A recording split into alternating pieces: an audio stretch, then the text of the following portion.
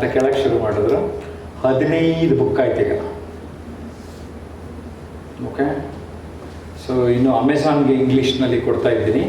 ಇಲ್ಲಿ ಬಂದಿರೋದು ಒಂದು ಏನು ಅಂದರೆ, ನೀವೆಲ್ಲ ನನಗೂ ಅಡ್ವಾಂಟೇಜು ಆನ್ಲೈನ್ ಪ್ರೆಸೆನ್ಸ್ಗೋಸ್ಕರ. 500 ರೂಪಾಯಿ ಇರೋ ಈ ಬುಕ್ಕು ಬರೀ 51 ರೂಪಾಯಿಗಿದೆ ಈಗ ಕಿಂಡಲ್ ಪ್ಲ್ಯಾಟ್ಫಾರ್ಮಲ್ಲಿ ಈ ಬುಕ್ಕು.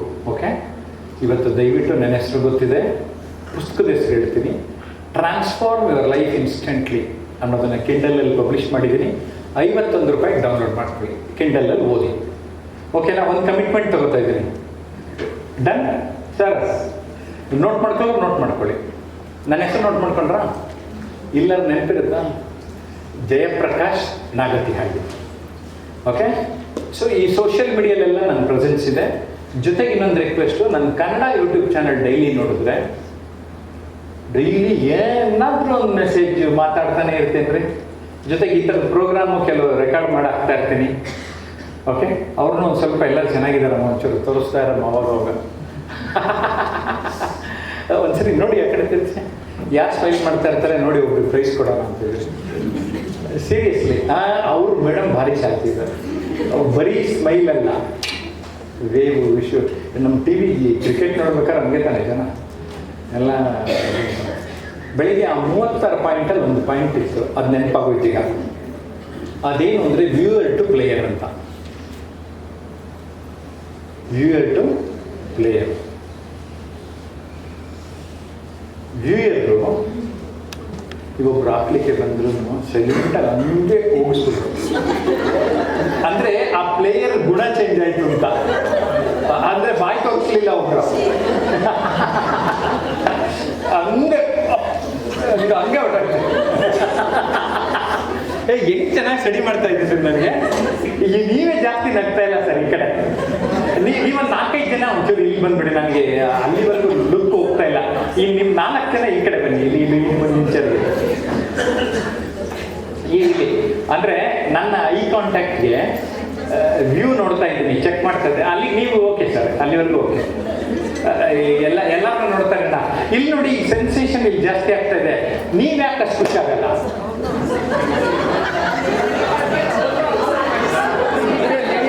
ಅಲ್ಲ ಈಗ ನೋಡಿ ಈಗ ಅದು ಮಾಡ್ತಾ ಇರೋದಕ್ಕೆ ಮೇಡಮ್ ಅವರು ಎಲ್ಲಿ ನನ್ನ ಕಂಡ್ರಿಗೂ ಎದುರ್ಕೊಂಡವ್ರೆ, ಇವ್ರು ನೋಡ್ತಾರೆ ಅಂತ. ನಾನೇನು ಹೇಳಿದೆ, ಏನೇ ಮಾಡಿದ್ರು ಅದು ತಮಾಷೆ, ಫನ್. ಆ್ಯಂಡ್ ಏನೇ ಅಂದರೂ ನಾವೆಲ್ಲ ಕೂಡಿ ಒಟ್ಟಿಗೆ ಎಂಜಾಯ್ ಮಾಡ್ತಾ ಇರೋಣ ಅಲ್ವಾ? ಸೊ ನಾವೇನು ಮಾಡ್ತಾ ಇದ್ವಿ, ಸೀರಿಯಸ್ ಆಗಿ ತಗೋತಾ ಇದ್ವಿ ಟಾಪಿಕ್ಸ್ನ. ಒಪ್ಪಿಸ್ಬಿಡ್ಬೇಕು ಕರೆಕ್ಟ್. ವ್ಯೂಯರ್ ಟು ಪ್ಲೇಯರ್ ಮುಗಿಸ್ಬಿಡ್ತೀನಿ ರೀ. ನಾವು ನಮ್ಮ ಲೈಫಲ್ಲಿ ಆಗಲೇ ಹೇಳಿದ್ದಕ್ಕೂ ನಾನು ಫಸ್ಟು ಆಮೇಲೆ ಬೇರೆಯವರು ಅಂತ ಡಿಸೈಡ್ ಮಾಡಿದೆ ನನ್ನ ಲೈಫಲ್ಲಿ. I want all of you to decide that. So ನನ್ನ 15ನೇ ಪುಸ್ತಕದ ಹೆಸರು ಲೈಫು ನಮ್ಮದೇನೆ ಅಂತ. ಲೈಫು ನಮ್ಮದೇನೆ. ಇವೆಲ್ಲ ಇನ್ನೊಂದು 15 ದಿನ ಆದಮೇಲೆ ಸ್ಟಾಲಿಗೆ ಬರುತ್ತೆ. 3 ಬುಕ್ ಪ್ರಿಂಟ್ ಆಗ್ತಾ ಇದೆ, 13, 14, 15. ಓಕೆ,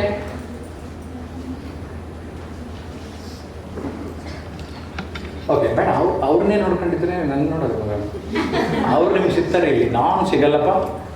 ನಾನು ಬರೀ ಸೋಷಿಯಲ್ ಮೀಡಿಯಲ್ಲೇ ನೋಡಬೇಕು. ಅದು ಹೆಂಗೆ ಒಂಥರ ಡಿಬೇಟ್ ಆಗುತ್ತಲ್ಲ ಮೈಂಡು. ಅದಕ್ಕೆ ಅದು ಮರ್ಕಟ, ಮನವೆಂಬುದು ಮರ್ಕಟ ಅಂತ ಯಾರು ಹೇಳಿದ್ರು. ಮರ್ಕಟ ಅಂತ ಕೋತಿನ ಕೋತಿ. ನೋಡಿ ಅದೆಲ್ಲ ಹೇಳ್ಬೇಕಾದ್ರೆ ನಾನು ಅಂಜನಾದ್ರಿ ಬೆಟ್ಟಕ್ಕೆ ಹೋದಾಗ ಆ ಕೋತಿಗಳು ಡಿಗ್ನಿಫೈಡ್ ಆಗಿ ಬಿಹೇವ್ ಮಾಡ್ಬಿಟ್ಟ. ನಂಗೆ ನಿಜ ಆಶ್ಚರ್ಯ ಆಗೋಯ್ತು. ಯಾರೋ ನಲ್ಲಿ ಬಿಟ್ಟಿದ್ರೆ ನಲ್ಲಿ ನಿಲ್ಲಿಸ್ಬಿಟ್ಟ. ಆಮೇಲೆ ಗಿಡ್ಡು ತಗೊಳ್ಳೇ ಇಲ್ಲ. ನಂಗೆ ಅವತ್ತು ಆ ತಲೆ ಕಟ್ಟಿತ್ತು. ಕೋತಿಗಳೇ ಟ್ರೈನಿಂಗ್ ತಗೊಂಡು ಒಂಥರ ಎಲ್ಲ ಚೇಂಜ್ ಆಗ್ತಾವೆ. ಸೊ ಸ್ನೇಹಿತರೆ, ಮಕ್ಕಳನ್ನು ಒಂದೇ ಬಿಡಿ, ಆದರೆ ನಿಮ್ಮ ಲೈಫಲ್ಲೂ ನಾನೂ ಉದ್ಧಾರ ಆಗಬೇಕು. ಇಲ್ಲೇ ಕೆಲಸ ಮಾಡಿಕೊಂಡು ಇಲ್ಲೇ ಐ ಶುಡ್ ಎಂಜಾಯ್. ನನ್ನ ಹ್ಯಾಪಿನೆಸ್ ಕೋಶೆಂಟ್ ಆದ್ರೂ ಜಾಸ್ತಿ ಆಗಬೇಕು. ಬರ್ತಾ ಹೋಗ್ತದೆ. ಈಗ ನಾನು ಟ್ರೈನಿಂಗು ಸೀರಿಯಸ್ಲಿ ಹೇಳ್ತೀನಿ, ಬೆಳಿಗ್ಗೆ 2 ಕೋಟಿ ಸಂಪಾದನೆ ಆಯಿತು, ಇದು 3ನೇ ಕೋಟಿ ಒಂದೇ ದಿನದಲ್ಲಿ. ಖುಷಿನೇ ಇಲ್ಲ. 3 ಬೇರೆ ಬೇರೆ ಥರದ ಜನ, ಅವರಿಬ್ಬರಿಗೆ ಬೇರೆ ಸ್ಟೈಲ್ ಟ್ರೈನಿಂಗ್ ಮಾಡಿದ್ದೀನಿ. ಅದಕ್ಕೆ ಒಂದಿಬ್ರು ಕಾಮನ್ನಾಗಿ ಬೇರೆ ಗೊತ್ತಿದ್ದಾರೆ, ಬೆಳಗ್ಗೆಯಿಂದ ನೋಡಿದ್ದಾರೆ. ಅವ್ರು ಹೇಳ್ಬೇಕಲ್ಲ, ಫೀಡ್ಬ್ಯಾಕ್ ಬೇರೆ ಕೊಡಬೇಕು ಅಂದಿದ್ದೀನಿ. ಸೊ ನನ್ನ ಮೈಂಡಲ್ಲಿದೆ, ಅದು ಗೊತ್ತು. ಓಕೆ, ಅಲ್ಲೂ ಒಬ್ಸರ್ವ್ ಮಾಡಬೇಕು. ಅವ್ರವ್ರ ಮನೇಲಿಂದ ಆಯ್ತು ಹೇಳಿದ್ದು ಸನ್ನೆ ಮಾಡಿದ್ಬಿಡಿ. ಇಷ್ಟು ಸೈಲೆಂಟ್ ಆಗಿದ್ದಾಗ ಅವರು ಸಣ್ಣದಾಗಿ ಮಾತಾಡಿದ್ರು ಕೇಳುತ್ತೆ. Good. See this is the silence we required to learn. In fact ನನಗೆ ಕಮ್ಯುನಿಕೇಷನ್ ಒಂದು ತೀರಾ ಗೊತ್ತಿರೋದು ಅಂದರೆ ಮಾತು ಮತ್ತು ಮೌನದ ನಡುವೆ ಯಾವ್ದು ಇಂಪಾರ್ಟೆಂಟ್ ಅಂದರೆ ಮೌನನೇ.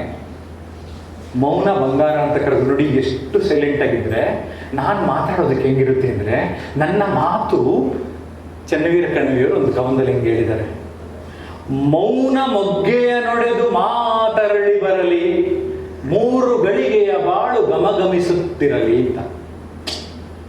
ಮೌನದ ನಡುವೆ ಬಾ ನಂದಿದ್ದು ಹಿಂಗೆ ಕೇಳಿಸ್ತದೆ, ಮೌನ ಮೊಗ್ಗೆಯ ನೊಡೆದು ಮಾತರಳಿ ಬರಲಿ, 3 ಗಳಿಗೆಯ ಬಾಳು ಗಮಗಮಿಸುತ್ತಿರಲಿ ಅನ್ನೋ ಥರ ನಾವು ಡಿಸೈಡ್ ಮಾಡ್ಕೊಂಡು ನಮ್ಮ ಪ್ರತಿ ಪಾಠ, ಪ್ರತಿ ದಿನದ ಸೆಷನ್ ಒಂಥರ ಥ್ರಿಲ್, ಒಂಥರ ಡಿಫ್ರೆಂಟಾಗಿ ಹೇಳಕ್ಕೆ ಟ್ರೈ ಮಾಡೋದು.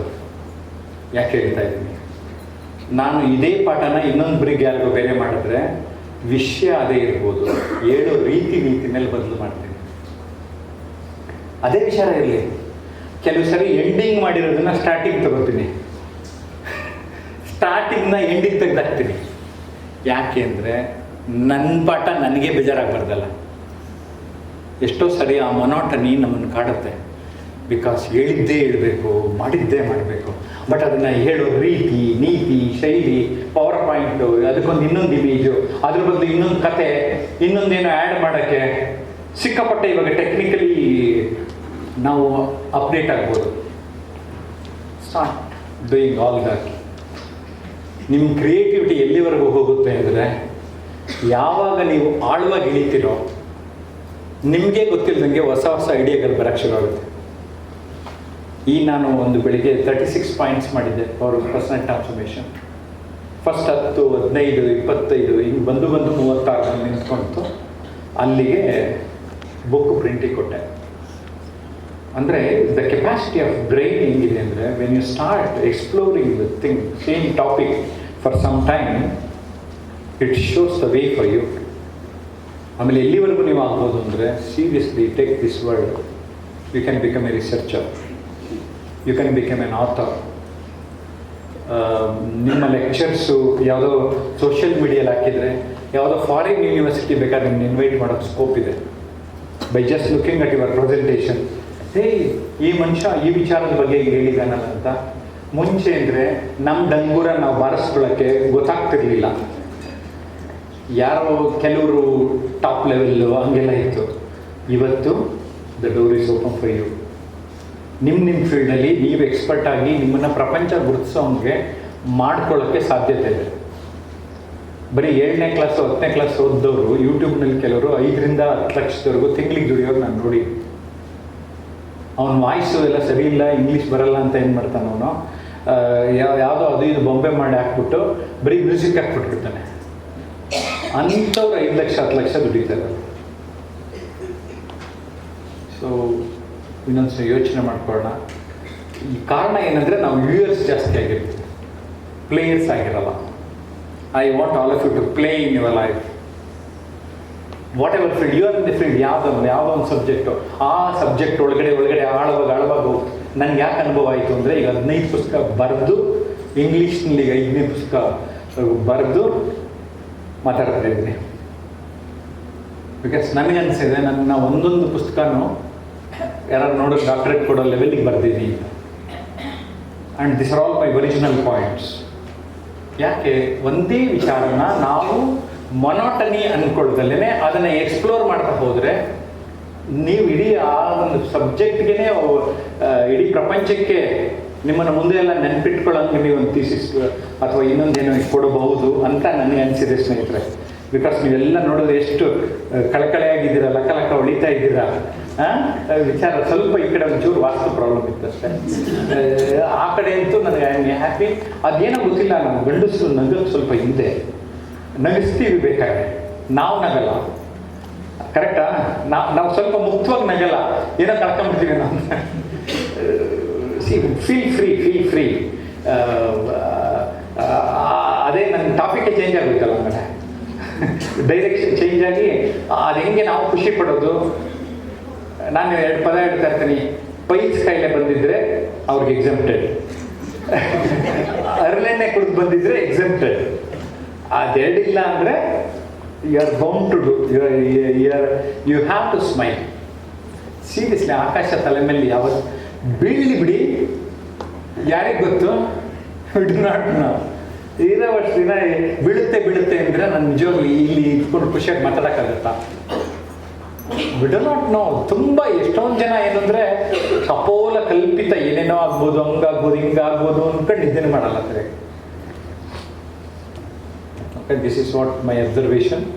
ಇದಿಷ್ಟು ಹೇಳ್ತಾ ನಾನು ನಿಮ್ಮ ಒಂದು ಪಾತ್ರ ಶಿಕ್ಷಕ ವೃತ್ತಿ ನನ್ನ ಪ್ರಕಾರ ನಮ್ಮೂರು ನಾಕ್ತಿ ಇದೆಯಲ್ಲ, ನಿಮಗೆ ಗೊತ್ತಿರಲಿ ಅಂತ ಹೇಳ್ತೀನಿ.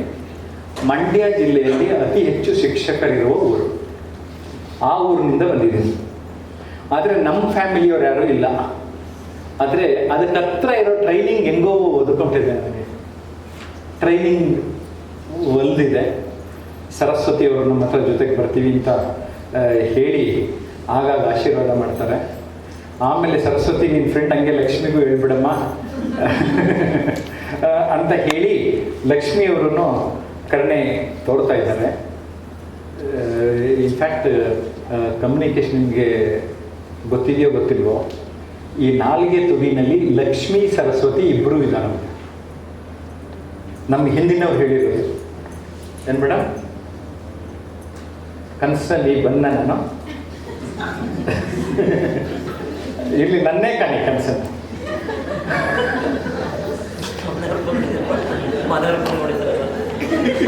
ಅಲ್ಲ ಕನಸು ಪಾಠ ಮನೆಯವ್ರು ಬರ್ತಾರೆ. ಅಲ್ಲ, ಮನೆಯವ್ರ ಕನಸಲ್ಲಿ ಬಂದ್ರೆ ಗ್ರೇಟ್. ಅದು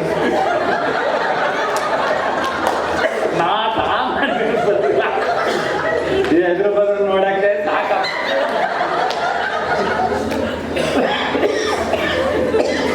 ಇಲ್ಲ, ಅವರು ಸಣ್ಣ ಕನಸು ಕಾಣ್ತಾ ಇದ್ರು, ಅದಕ್ಕೆ ಕನಸಲ್ಲೂ ಪಾಠ ಕಂಟಿನ್ಯೂ ಆಗಲಿ ಅಂತ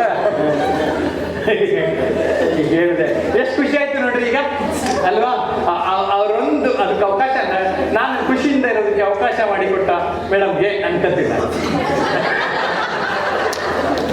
ಎಲ್ಲಿದ್ರೆ ಅವರು ನಿಮ್ಗೆ ಹೇಳ್ಬೇಕು, ಲಾಫ್ಟರ್ಸ್ ಕ್ಲಬ್ದ ಮೈನ್ ವರ್ಲ್ಡ್ ಫೌಂಡರು. ನಾನು ಹೋದ್ವಾರ 3 days ಕ್ಯಾಂಪ್ ಮಾಡ್ತಾ ಇದ್ನಲ್ಲ, ಪಕ್ಕದಲ್ಲಿ ಮಾಡ್ತಾ ಇದ್ರು ಒಂದು 12 ದೇಶಕ್ಕೆ. ನನ್ನ ಕ್ಲಾಸ್ಗೆ ಬಂದು ನಗಿಸ್ತೀನಿ ಅಂತ ಬಂದು ನುಗ್ಸೋದ್ರು. ಸ್ಟಾರ್ಟಿಂಗ್ ಆರ್ಟಿಫಿಷಿಯಲ್ ಆಗಿ ನಗಿಸ್ತಾರೆ.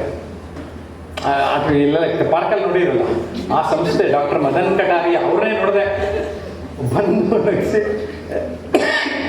ನಾನು ಯೂಟ್ಯೂಬ್ಗೂ ಒಂದು ಇಂಟರ್ವ್ಯೂ ಮಾಡಿದ್ದೀನಿ. ಅವರು ಆ ಮನುಷ್ಯ ಈಗ 170 ದೇಶ ರೀಚ್ ಆಗ್ಯಾರ. ಆಮೇಲೆ ಇಲ್ಲೇ ದೇವನಹಳ್ಳಿ ಹತ್ರ ಪ್ರೋಗ್ರಾಮ್ ಮಾಡಿದ್ರೆ 15 ದೇಶದವ್ರು ಬಂದು ಟ್ರೈನಿಂಗ್ ಅಟೆಂಡ್ ಮಾಡ್ಕೊಂಡು ಹೋದ್ರು, ಬರೀ ನಗಕ್ಕೆ.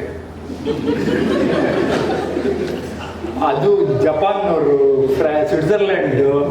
ಆಮೇಲೆ ನಾನು ಬೇರೆ ನಾಳೆಯಿಂದ ವರ್ಕ್ಶಾಪ್ ಅಂದರೆ ಹಿಂದಿನ ದಿನ ಹೋಗಿದ್ನ, ಎಲ್ಲ ಫನ್ ಡೇ ಅಂದ್ಬಿಟ್ಟು ಬೇರೆ ಬೇರೆ ಥರ ವೇಷ ಹಾಕೊಂಬಿಟ್ಟಿದ್ರು.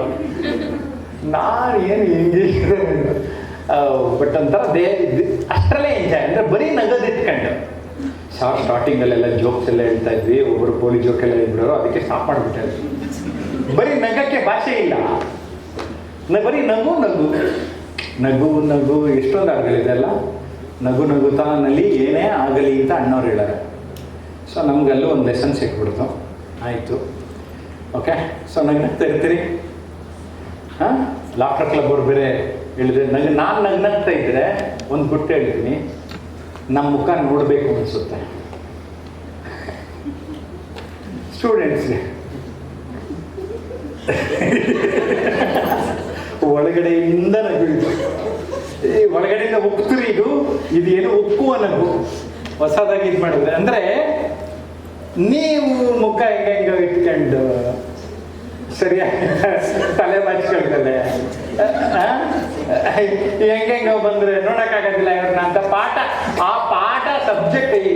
ಈಗ ನನ್ನ ಚಿಕ್ಕ ಮಗಳು ಒಬ್ಬಳಿದ್ದಾಳೆ, ಅವಳ ತಮಾಷೆ ಏನು ಅಂದರೆ, ಟೀಚರ್ ಯಾರು ಅವಳ ಹತ್ರ ಫೇವರ್ ಆಗಿರ್ತಾರೆ ಆ ಟಾಪಿಕ್ನ ಚೆನ್ನಾಗಿ ಓದ್ಕೊಂಡು ಮಾರ್ಕ್ಸ್ ಜಾಸ್ತಿ ಬರುತ್ತೆ. ಗೊತ್ತಾ, ಅಬ್ಸರ್ವ್ ಮಾಡಿದ್ದೀರಾ? ಲಿಟ್ರಲಿ ಹೇಳಿದ್ದಾಳೆ. ಆಮೇಲೆ ರಜಾ ಹಾಕೋದಾದ್ರೆ ಅಪ್ಪ ಇವತ್ತು ಹಾಕೋದಿಲ್ಲ, ನನ್ನ ಟೀಚರ್ ಬರ್ತಾರೆ, ಇನ್ನೊಂದು ದಿನ ಹಾಕ್ತೀನಿ ಅಂತಾಳೆ. ಸೊ ನಮ್ಗಿಲ್ಲೇನೋ ಸಿಕ್ತು message. We should look presentable. ಇದ್ದೀರಿ ನೀವು, ಐ ಆಮ್ ಹ್ಯಾಪಿ. ಇವ್ರಿಗಿದು ಅದೊಂಥರ ಇನ್ನೊಂದು ಥರ ಬಂತವ್ರಿಗೆ, ನರೆ ಬಂದಂಗೆ ಬಂತು, ನರೇ ನಗು. ನೀವು ಒಂಚೂರು ನಗ್ರಿ ಸಾರ್, ನಗ್ರಿ. ಇರಲ್ಲ ಇರೋದು ಸ್ವಲ್ಪ, ಅವರೆಲ್ಲ ನಗ್ತಾ ಇದ್ದಾರೆ. ನಾನು ಈ ಚಾಲೆಂಜಿಂಗ್ ತಗೊಂಡು ನಗ್ಸೋಣ ಅಂತ ಇದ್ದೀನಿ. ಇವರು ಮಂದಹಾಸ, ಮೊನಾಲಿಸಾ, ಅವರು ಮೇಲ್ ಮೊನಾಲಿಸಾ. ಇವಾಗ ಸರಿ ನಮ್ಮ ದಾರಿಗೆ ಬಂದ್ಬಿಟ್ಟು.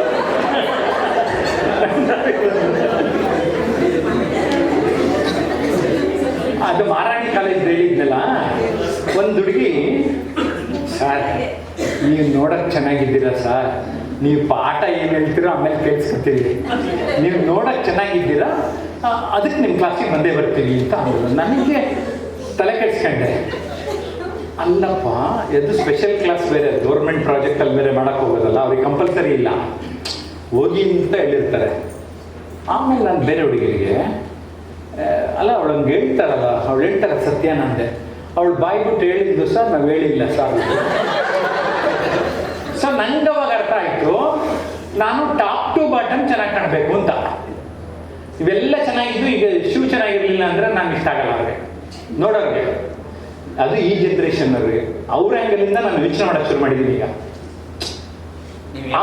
ನೀವು ಹೇಳಕ್ ಕರೆಕ್ಟ್ ಆಗಿದ್ದಾನೆ ಸಲ ರೇಣುಕುಮಾರ್ ಅಂತ ಹೋಗಿದ್ದಾನೆ.